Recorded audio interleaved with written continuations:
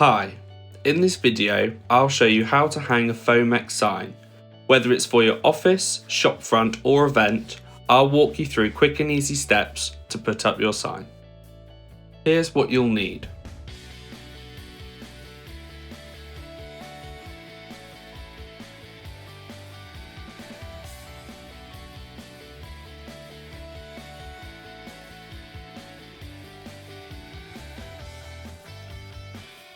You want your sign to leave a great impression, so make sure that it's straight and level.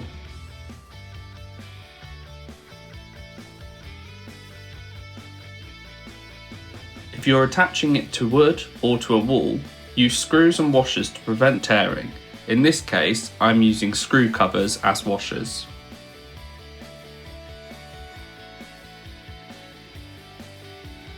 You can also use standoffs, double-sided tape or cable ties. I'll show you cable ties now.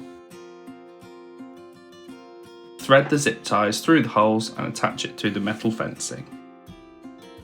If it's going in a windy area, make sure to also secure the bottom corners. And that's how you hang a Foamex sign like a pro.